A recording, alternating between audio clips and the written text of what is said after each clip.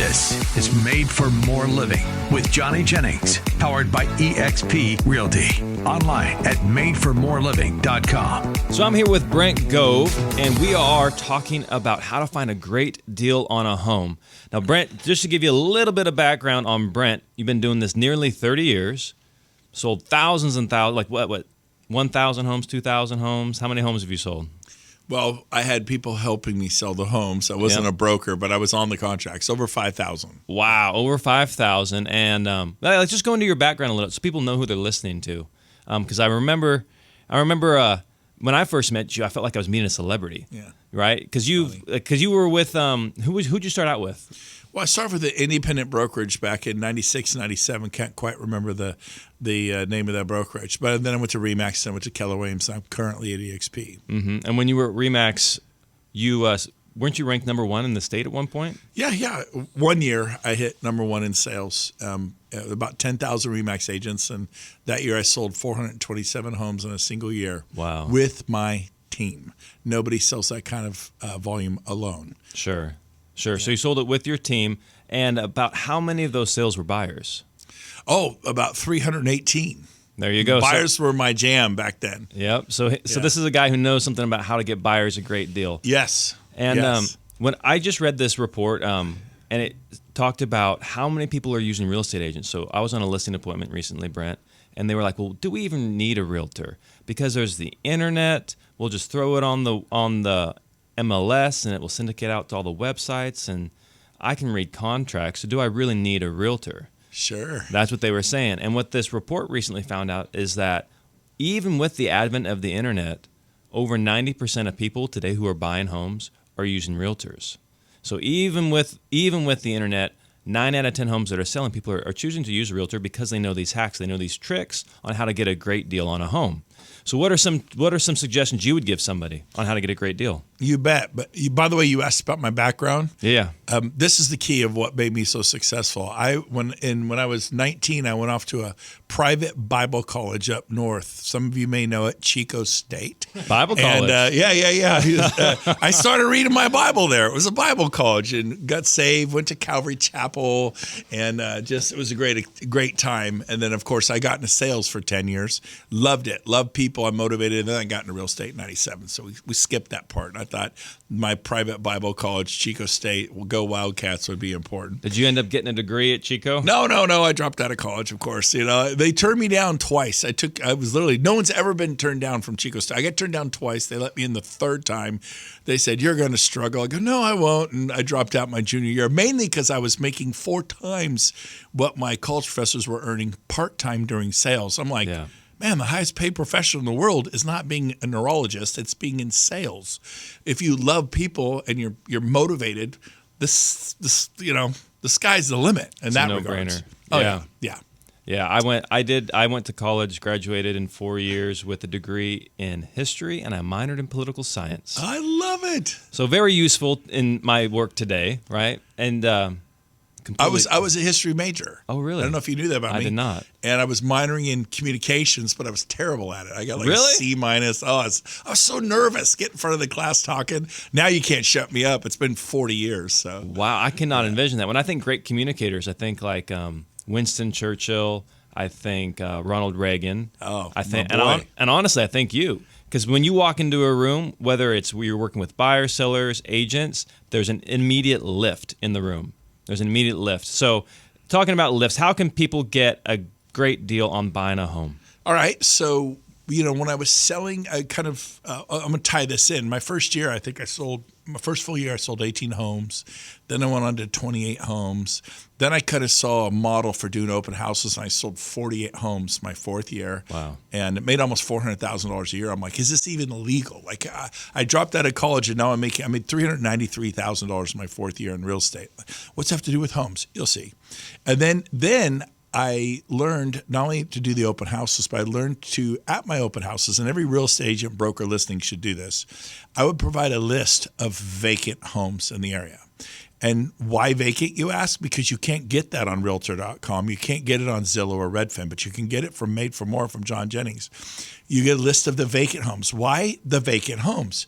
Because those are the people who burn the boats in the bay. They've moved to Nashville. They've moved to Utah. They live in Nevada. They've left town. Their home is empty. Yep. And the first month they write a payment excuse me, of $2,000 or $3,000 or $4,000 on an empty house, their desire to sell goes through the roof. They panic a little, and they're a very serious seller, and they will negotiate.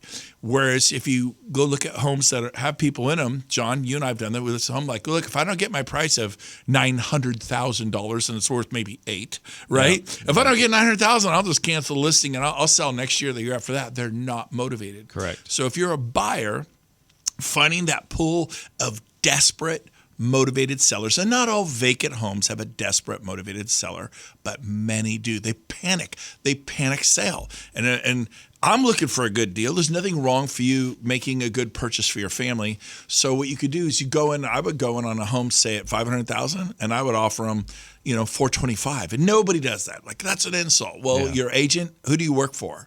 Are you trying not to embarrass yourself in front of other agents? Are you working for the seller? Are you working for the buyer? I would go in at $425,000, but you got to know how to have diplomacy, because most listing agents will go, that's a joke. They're like, rewrite your offer, come back to me. I won't even present that to my seller. Well, first of all, they have to. They have a fiduciary to the seller. But you get some real, I guarantee some agents are broken like that. What a joke. Hey, you do what you do, I'll do what I do. I went on to sell 48 homes a year to over 400 a year, employing this vacant home strategy. I was the master of multi-million-dollar vacant homes, of starter vacant homes, of investment vacant homes. That's your motivated seller pool. We know buyers are motivated, but finding a motivated seller is hard in this market. So when you look at a vacant home, guess what? They will entertain your offer. And then you the other thing is, don't always go after the lowest priced home, because everybody sees that one. You're like, oh my gosh, just hit the market. It gets 10 offers and it goes from, it was $497 and it should have been, $530, $540, and it gets bid up to $550. I like the ones that are $510, $520, $530, $540. I'd write 2, 3, 4 offers at once. Like, you can't do it; it's illegal. Correct, but there's a legal way to do it, and that's some training that you have to learn that we don't have time to go over now. But I would write an offer every 6 hours on a house and have it end. And it's like, you can't do that. Yes, you can. You terminate the offer in 6 hours. And then you write on 4 homes every 6 hours, 6 hours, 6 hours, 6. You don't tell the other agents you're doing it. But if you write 4 low offers and 3 of them laugh you off, but the 4th one, and all the homes are beautiful, they're all gorgeous, but the 4th one, they need the cash out of the house. They moved to Phoenix, Arizona. They moved to Las Vegas. They have a big financial need. They go, wow, I know I shouldn't take this offer at $425. The home's definitely probably worth $5, and they have it overpriced at $515. But they take the offer at $450 because they need, maybe they have $200,000. They need the money. And so here's a way to find a motivated seller, but most people go onesie, twosie. Write 4 or 5 offers at once. Find the motivated seller. Yep. And so some agents hate this. Like, oh my God, these agents are going to earn your money, guys. Yeah, you can do it quickly. It's easy to do. And the reason you don't sell 48 homes a year or 400 homes a year, you got to have some ambition, some fire in the belly to represent your client, get them the best deal on a house. And then you buy it as is. Well, what if there's something wrong? The contract says, John, on page 7 or wherever it is, it's an as is purchase anyways. Yep. So I write it on page 1, as is in all caps, like a kindergartner. Sellers fall over themselves. Like, oh my God, it's an as is. All sales are as is. And so get some credit for it. Go in low. Close fast. That's the other thing, John. I'll give it back to you. Close in 10 days. I have agents and brokers that, oh, you can't do that. I do it all the time in every city, every state in the nation.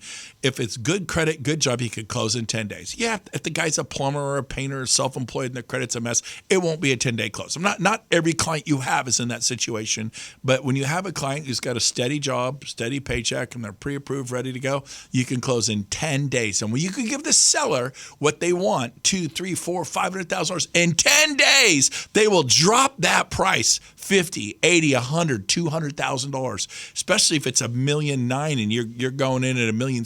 It's probably worth $1.9 million, but they owe, maybe they have $1 million worth of equity, and you're going to give them $1 million in 10 days. They will do something they probably shouldn't do because they have a need. Hope that makes sense. Totally makes sense. There's so that's something that we do. So every single week we publish this list and we give it to our agents. And so when they're at the open houses, they can hand out these lists or show people, hey, here are some motivated sellers. Do you want to go see some of these properties right now? And so we do provide that. If you'd like to learn more about that, just go ahead and reach out to us at madeformorerealty.com. But you mentioned something too, Brent, that I thought was interesting. A few days ago, Michael Jordan's house just sold. He had a house, it's been on the market for, I think, 11 years.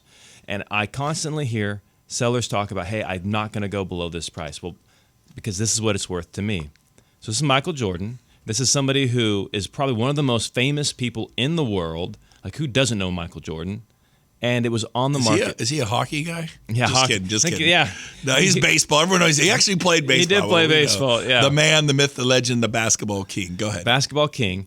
He had it originally listed for $29 million. It didn't sell after a series of price cuts. He basically went through a new realtor every year for 11 years. And these are like legends in the real estate industry. They are having world-class photographers go out there and shoot the property. The marketing is on point. They're putting it across all these different TV, media, newsletters. What did the price get down to? It eventually sold for, and they weren't allowed to disclose it initially, but now they've disclosed. It eventually sold for $9.5 million. Wow. He way thought his property was worth way more than he was. Yeah. And sometimes that's what sellers are in that situation. But I wonder if this person came in and said, hey, you know what? This is what we're willing to pay. We can do a quick close. It can be off your books. You don't have to deal with this ever again. And then somebody picked up the house for $9.5 million. Yeah, that is pretty awesome. I don't think so. It's 11 years. There's an example of to me a seller that wasn't motivated. You know, but then that's why I'm saying write 3, 4, 5 offers. Yeah. I don't know. He just finally got the price right. I don't know. He has so much money, right? With the Nike thing. Yep. I think him coming off the price is the equivalent of like a millionaire losing at $11,000 is the example I heard. Right. So it's chump change to somebody like him, but the house is only worth what the house is worth. Correct. And sometimes that buyer coming in and writing an offer, it may feel low to the seller, it may feel low to the listing agent, but it might be exactly what that home is worth. Right.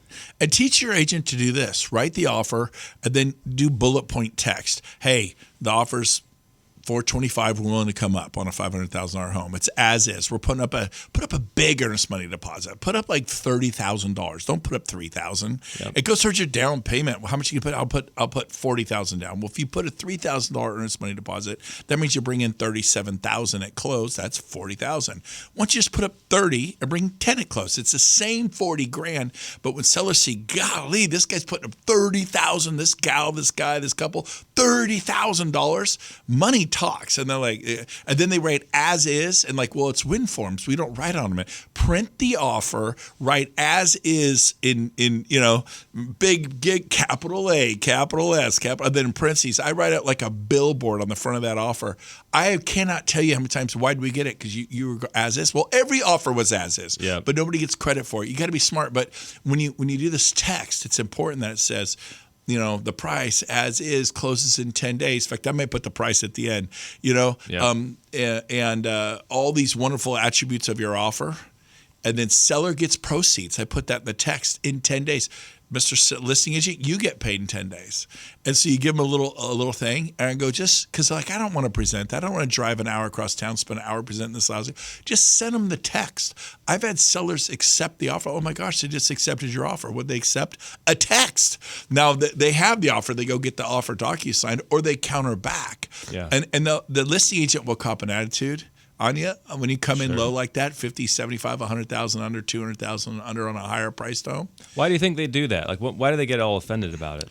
Well, because they're order takers. They just, they're order takers. They're not creative. And so I just say, look, just present the text to them. We can't wait. I know you're not presenting offers till Monday night, and you have every right to do that. We just simply can't wait. We're in a desperate, motivated situation. That's why we're closing in 10 days. That's why we're putting up a $30,000 earnest money deposit. We just got to fix the price. The buyer's not stuck on $425 or $825 or $1.4 million. Is your seller stuck on their price? And I just shut up and go, no. And I said, good, let's negotiate. Let's bring me a counteroffer. Let's start this game of countering. But I do that on 3, 4, 5 homes at once. So the seller, the buyer, my buyer, your buyer can get the best possible deal. Now, you never want to tell the agent, we've written on 4 other homes, they get depressed, right? Yeah. And you don't have to. There's no law safe to disclose that. And if you do them, you expire them every 6 hours. And they're like, well, I can't present that quick. Well, present it when you can. And every time you can present. Sometimes I expire them in 3 hours. I write at 2, it's over at 5. And you got to reverse the FOMO, fear of missing out. Like, hey, just send them the text. I don't expect you. I know you're at baseball. I know you're at soccer. I know you're at the family picnic at the lake. Send them a copy. I literally have all the highlights of the offer, copy and paste. And they're like, hey, they're going to counter you at this because they only have till 5. I said, oh, great. And then I work off a text back, and we put deals together all the time. Then we followed up, obviously, with everything in writing. Absolutely. And so what's great about what you're outlining, too, is the agent is working hard for their client. Yes. Like, they're not just, like you mentioned earlier, not just an order taker waiting for somebody to say, hey, yes, we're willing to accept your market value offer. Yep. They're out there hustling, grinding, and working hard for their clients, which is something we strive for. We actually have it's a 7 or 8 point sheet that we can share with our buyers if you're looking to make a move. We're happy to share this with you. A strategy that we walk you through. We hold your hand on how to get great deals on homes. So go ahead and reach out to us at Made for More Realty, and we'll get you that sheet. But something else that I just don't understand, Brent, maybe you can speak to this a little bit more, but sellers are like, well, I'm going to price my home at this, and then I'll reduce the price. Maybe if somebody brings us an offer, we'll be flexible on price, or we'll offer a credit. But they don't realize that that price is unlikely to even generate an offer. And so oftentimes, what you just described, where you're bringing in that offer and you're trying to, hey, just negotiate with me on this, that is what so many sellers out there are wanting to do. They want to negotiate. They want to begin that dialogue. But if you don't even send over an offer, how are we supposed to do that? Right. So there you go. And part of it's the agent's fault. They're afraid to write a low offer. Yeah. And because they get chewed out by the listing agent. Well, you're not from around here. You knew. I wouldn't embarrass my seller. What an embarrassing offer you've written. They'll be mean. These agents are tough. I will say this. Here's the ultimate order taker. And John would never do this on the Made for More team. But I loved getting listings that couldn't sell. I come behind them and I said, really, you were listed with who? This company, that company. We were listed to it. Couldn't sell. I said, well, how many showings did you get? Oh, man, we had like 40 showings. How many offers did you get? None. Well, of course, the market's speaking. Your price so loud they didn't fire a shot across the bow, right? Mm-hmm. And I said, so you had 40 showings or you had 10 showings and no offers. Wow. I said, here's the bottom line. I'm going to sell your house. Your agent's an order taker. I'm going to guarantee you an offer the first weekend. Absolutely guarantee it. And everyone write this down. If your agents or brokers listen, learn something, man. I don't know. Every time you hear somebody sells 400 homes in a year, but I learned something from other people. I learned from other people. Yep. Offers have babies. Everyone write that down. Offers have babies. So I would come behind these people that had a beautiful home, but it's overpriced, $50,000, $80,000, $100,000, whatever. And first person to see it, we see it. Yeah, they didn't like it. It was priced too high. I says, well, what price would they like it at? Agents do not say this. Like, well, that's not representing your seller. Fine, keep representing your seller and don't sell the house and let them be frustrated, especially if it's vacant. Well, yeah, I mean, it probably, it's 6. I think the price is more like $520. It was way overpriced. I says, great, make us an offer at $520. They're like, are you serious? Your seller would drop the $520? I go, I don't know, but if you don't ask, the answer is always no. Yep. Make the price. Yeah, I called them. They want to do $520. What would they want to do to that? Well, they don't even like it. I go, so at $450 they wouldn't like it? Well, your seller would do $450. I go, what if they would? You don't make the offer. I don't care if it's verbal. Make me an offer. Call them back. He said, look, they won't do $450, but I'll do $450. I've got the buyer's agent to make me an offer. Now I have an offer. I have an offer at $450. It's verbal, but it's an offer. Yep. So guess what? All the other agents who called me that weekend, hey, is Champagne Court available? Yes, but barely. Why? I have an offer. Now, most agents say, do you have any offers? No, I don't. Well, I get some lowball rotten offer from RE/MAX Remax or Coldwell Banker or EXP or Century 21 or Berkshire or Compass. What a joke. The guy offered $50,000 less. It was so insulting. I wouldn't present it to my seller. You, my friend, know nothing about sales. If I had a listing for $1 million and you offered me $250,000, I would mow your lawn, give you a hug and a kiss on the cheek, and bring you coffee. Because every agent I talk to for the rest of the weekend, is Champagne Court available or Powell Drive up in El Dorado Hills available? Yes, but barely. I have an offer. No, I'm not going to tell them it's $750,000 less, because people assume, oh my gosh, you have an offer. It eventually creates FOMO. Oh my, is there time? I go, well, barely. How quick can you get there? Because by the way, I put those offers together. I've had the buyers come up and accept. So it really is an offer starts the negotiation game. I'll take any price, and then I'll just go verbals back and forth with that one. But I go, I'm about to do a counteroffer. God, we could be there in an hour. Okay, I'll wait. I'm going to wait 90 minutes. If you like this house, you call me from the front porch from the lawn. You say, we're writing a full price offer close to it, and you might get it. Because I'm working hard with the other one. I'm serious. I mean, you don't sell 200, 300, 400 homes a year because you don't know how to sell. I know how to sell. And this is what Made for More will do for you. They will create the excitement and the enthusiasm around your property. It's just that, well, there's no offers yet, because they're an order checker. They're waiting for the order. They're waiting for, go get the offer. Earn your money, be creative, put some energy into the process, and sell the doggone home. With that, we'll be back in just a bit. Matt, I like to think that I am an expert at a lot of things, but the fact of the matter is there are so many things in this world that I just do not understand. Real estate is one of them, but thankfully we have our friend Johnny Jennings with the Tom Daves team at Made for More Realty that understands everything about real estate and is so creative. He was helping Betty sell her home, and she had this really tough situation that was difficult to figure out, but Johnny Jennings and the Tom Daves team at Made for More Realty were able to get it figured out and do so well that when it came time to sell her mother's home in Roseville, she's like, of course, I got to call Johnny, and helped her find the perfect buyer for her home. And they'd love to help you as well. We trust them, so should you. In fact, listen to this. They'll get you at least 3 cash offers on your home in as-is condition. What does that mean? You don't have to do any costly home repairs, no showings, no open houses, no organizing and staging. Again, just at least 3 cash offers on your home in as-is condition. Because you expect more, get more with Johnny Jennings and the team at Made for More Realty. Just Google Johnny Jennings and Made for More Realty and get more for your home. License number 1982-171.